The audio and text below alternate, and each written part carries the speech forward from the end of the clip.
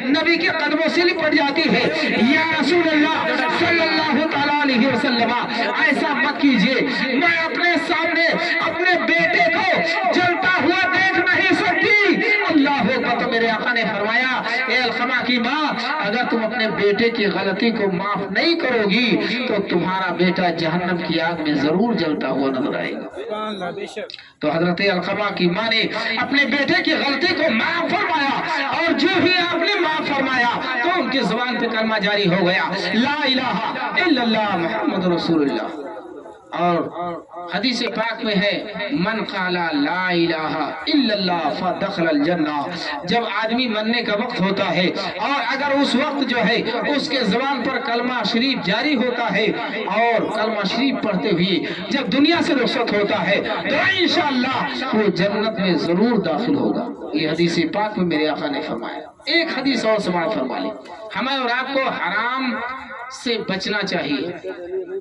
हजरत अबू दुजाना एक सहाबी रसूल है। हजरत अबू दुजाना है, मस्जिद नबवी में जाते हैं, नबी के पीछे नमाज पढ़ते हैं। बड़ी प्यारी हदीस है, समाज फरमा ले। नबी के पीछे नमाज पढ़ते हैं और नमाज पढ़ करके और दुआ नहीं मांगते, अपने घर चले आते हैं।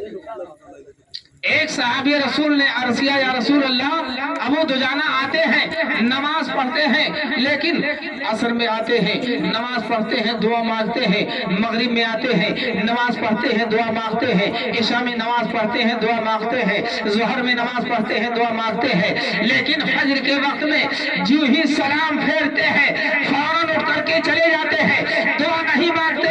या रसूल अल्लाह, अबू दुजाना ऐसा रोज करते हैं। अल्लाह अकबर। मेरे आका सल्लल्लाहु अलैहि वसल्लम ने हजरत अबू दुजाना को बुलाया और फरमाया, अबू दुजाना क्या मामला है, तुम जोहर में, असर में, मगरिब में, इशा में नमाज पढ़ते हो, दुआ में शामिल होते हो, और दुआ मखूल इबादत दुआ है, दुआ जो है इबादत का मंग है, नमाज पढ़ी जाए और जब दुआ मांगी जाए तो अल्लाह ताला उस नमाज को कबूल फरमा लेता है, लेकिन क्या मामला है, तुम फज्र में चले जाते हो, दुआ नहीं मांगते। तो हजरत अबू दुजाना ने अर्ज किया, या रसूल अल्लाह, मेरा घर एक यहूदी के घर के बगल में है और उस यहूदी के घर में एक खजूर का दरख्त है। बादे सबा चलती है, खजूरें पकी हुई है, जब हवाएं चलती है तो वो खजूर टूट करके मेरे आंगन में भी आ जाती है।